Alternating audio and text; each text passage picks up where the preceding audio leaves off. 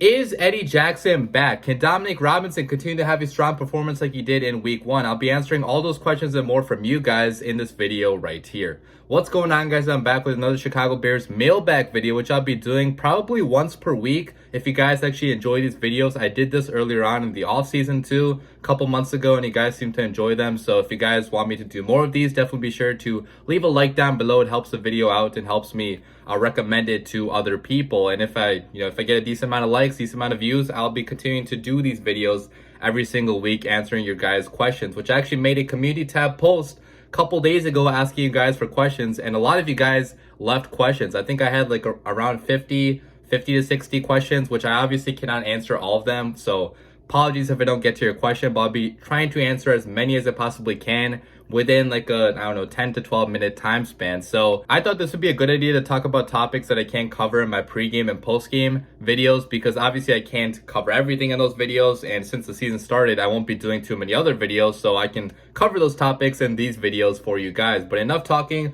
let's get into the video. And question number 1 is from John Winters. Will Dominique Robinson have the best year out of all the rookies? I know it's early, but it looks like it's far from impossible. Yes, John, I agree. It is far from impossible that Dominique Robinson, 5th round rookie, edge rusher out of Miami of Ohio, ends up as our best rookie, because week 1, he sure looked like our best rookie, okay? I thought that he had some developing to do in regards to his pass rushing technique, but he got by Trent Williams one time, which that's one of the best left tackles in all of football, and he seems more smarter and more mature than I guess a lot of people gave him credit for, because coming out of the draft, guys, the reason why he fell to the 5th round was because he converted from receiver to edge rusher just like 2 years ago. So he's barely played this position whatsoever. He was super raw in his technique, but it seems like the coaching that our staff did and his own work as well has really paid dividends, because week 1, he looked like a pretty strong pass rusher. And like you said, you don't want to overreact to just 1 week, but if he's doing this already in week 1, when he still has a lot of growing, a lot of learning to do, what is his ceiling going to be? Okay, he's not even close to scratching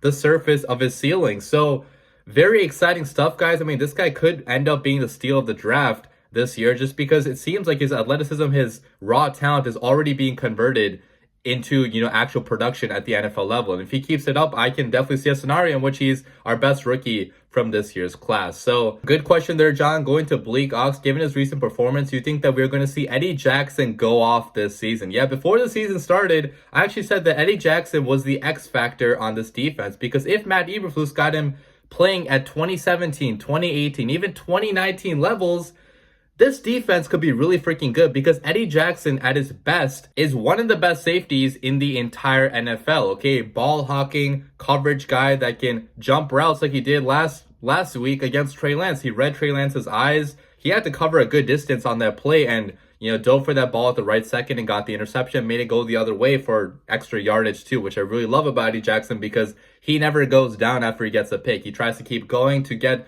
the pick 6, okay, to get points on the board like he did back in 2018. I think that this situation right now for Eddie Jackson, it's the most perfect situation it's been for him probably since 2018. Okay, he hasn't played next to a hard-hitting, physical, tackling type of safety that can play in the box near the line of scrimmage since Adrian Amos left. But now he has Jaquan Brisker right next to him, and Jaquan Brisker is everything that Adrian Amos was back in 2018 already for the Chicago Bears. Okay, he laid out a bunch of big hits on that 49ers against that 49ers offense last Sunday. And you guys all know that Eddie Jackson is not known for his physicality, okay? That's probably the weakest part of his game, tackling and physicality. So if we can get Eddie to do what he does best, okay, sit back in coverage, roam the field, and make plays on the football, we might see a redemption season for Eddie Jackson stats-wise, because I still think he's been better than Bears fans have, been saying about him the last couple of years, but he could really return to being on the stat sheet in this scheme under Matt Eberflus, with Jaquan Brisker play next to him, because he's put in positions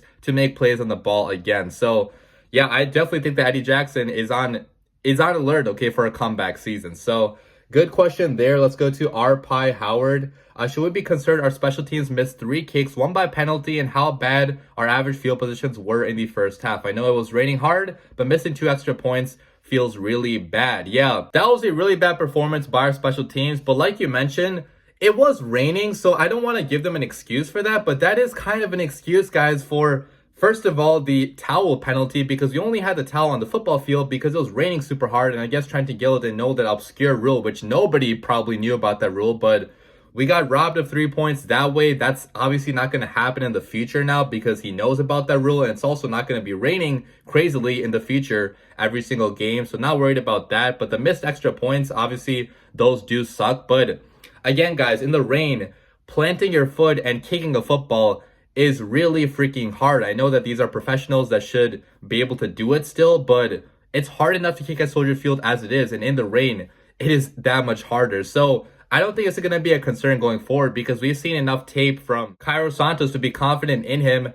going forward, okay? He's been one of the best kickers with the Chicago Bears in their history during a short time here, okay? After Robbie Gould, maybe he's been the only sure thing we have had at kicker, and hopefully that continues going forward, okay? Don't overreact too much to just 1 week. JF1 Bears forever. Will we move Patrick back to center for next week's game? I want him against Kenny Clark, not Mustafa. Well, if his hand is healthy, then he will be moving back to center, but Matt Eberflus has given us no information whatsoever on if his hand is healthy or not, okay? He's kind of wanting to keep that as a secret for matchup advantages, I guess. That's what he talked about in his press conference, so we're probably not going to know until Sunday afternoonish if he's even going to be, starting for that game. I really hope he does start, like you said, because he's a much better option than Sam Mustafa going up against Kenny Clark, but it's all going to depend on if his hand is actually healthy. Simeon Gawel, after week 1, what's your stance on the O-line? To me, they perform much better than anyone expected. Will we see that consistency, and how much more can it improve? So yeah, it's obviously a really young O-line right now, so they can improve a lot more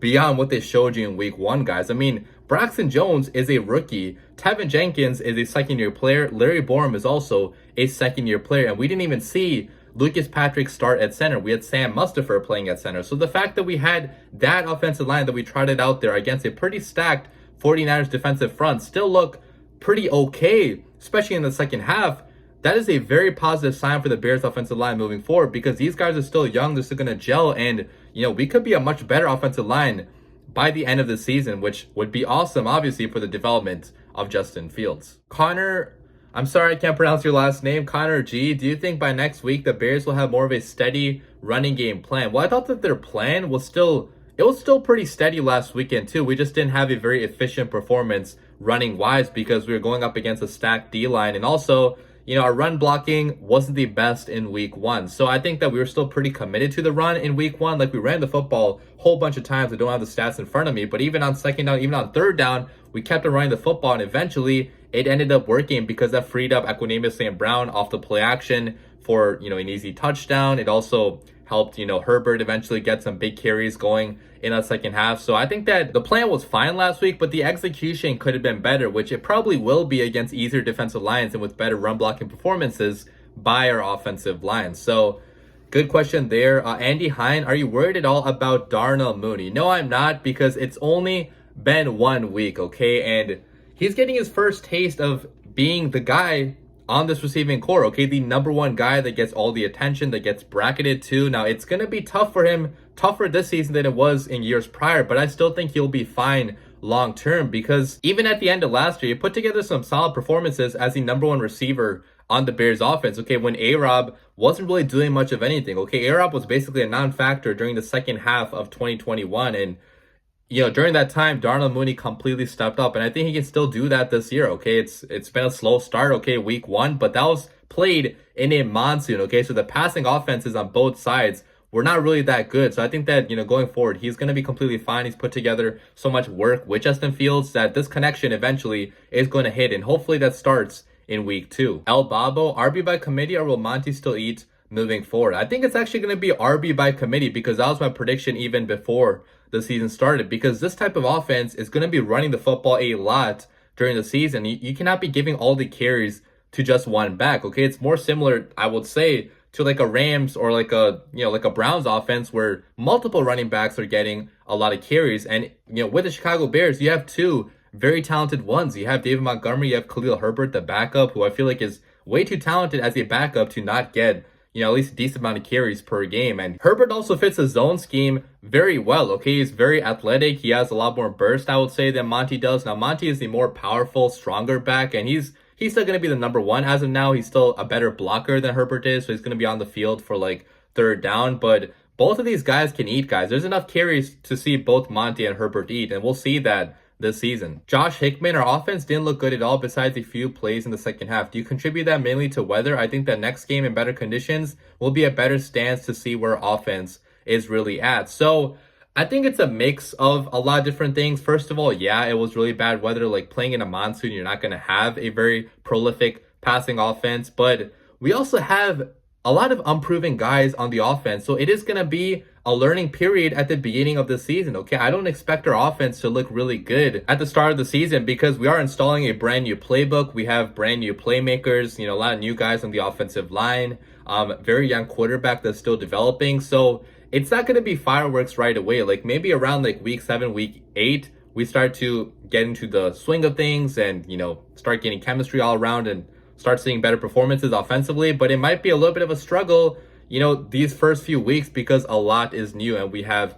so many young guys all over. But it should look better, when you're not playing in a monsoon, obviously. Okay, a couple last questions, some fun ones. So the Poetry God, if it was available and you had the money, what's the most obscure Bears jersey you would buy? Well, right now I kind of want a Jack Sanborn jersey, guys. You guys know I'm a big fan of Jack Sanborn. I'm obviously not going to buy a jersey for a second string undrafted linebacker who, isn't getting much playing time right now. But I guarantee you guys, eventually Jack Sanborn is going to be a baller on this team. And I would love to have his jersey if he ever gets to that point. And the last question, Michael Molig, how happy are you to see Khalil Mack do good his first game as a Charger? I was so happy for the guy, man, because this guy's been nothing but a class act during his entire career, but especially in Chicago. Like, he was so good to us fans, even leaving. Like, he did a lot of goodbye stuff where he was like, thank you to the city of Chicago. He even posted my goodbye video to him on his Instagram page, which I was super thankful for. So I'm obviously always going to root for Khalil Mack. This guy is a class act,